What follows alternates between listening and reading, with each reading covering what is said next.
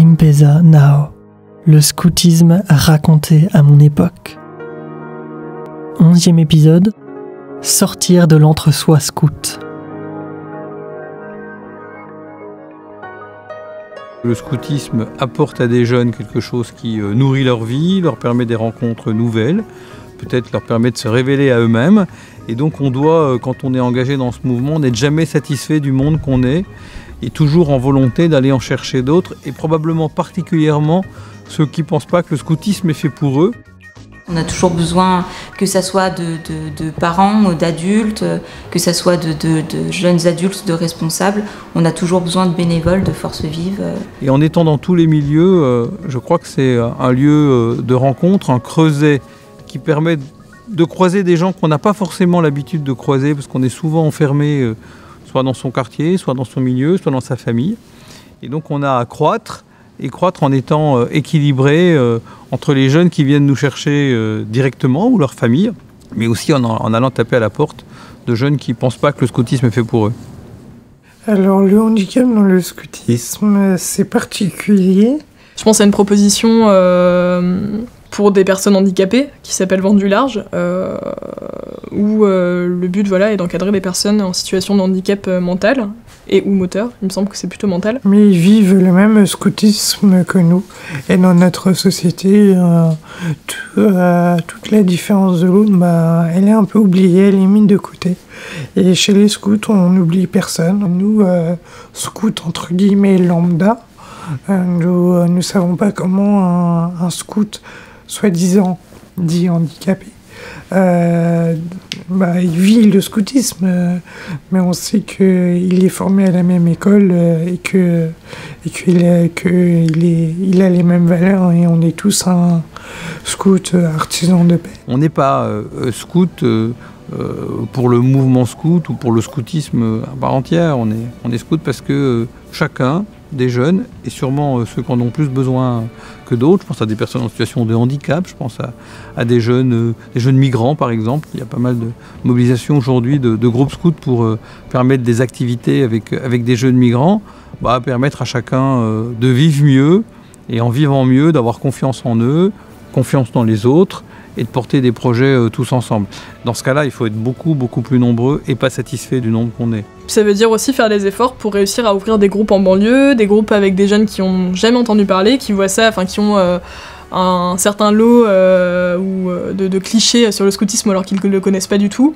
C'est des jeunes chefs qui font leur possible pour organiser des rencontres, des activités au sein de quartiers populaires, et ensuite de stabiliser les activités, de les rendre plus régulières, et de former des vrais groupes avec des enfants qui viennent régulièrement aux activités, etc.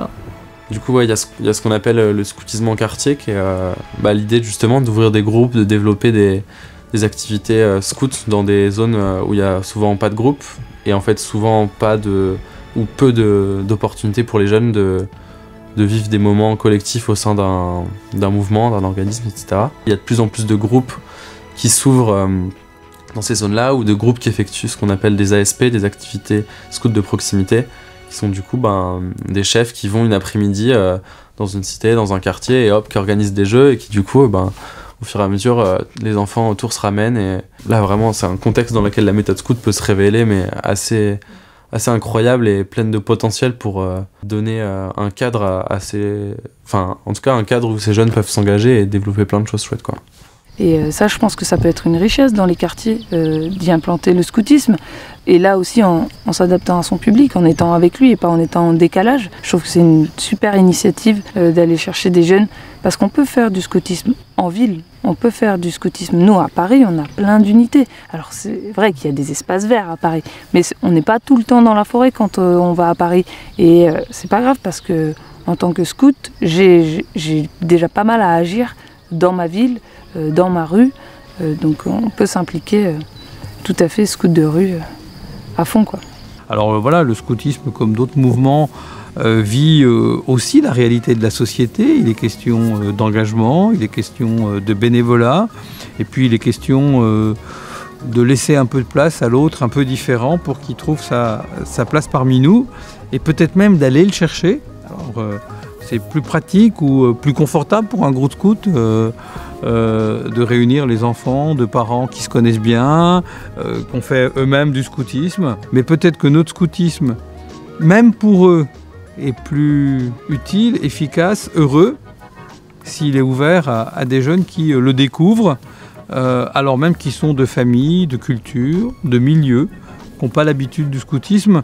Cette dimension évangélique, missionnaire du scoutisme, si je prends ces deux mots-là, me paraît capitale pour donner sa clé de noblesse à l'engagement que nous portons. Le handicap, la barrière de la langue, l'exclusion sociale, ce sont des terrains et bien sûr d'abord des personnes que le scoutisme s'efforce de rejoindre de plus en plus.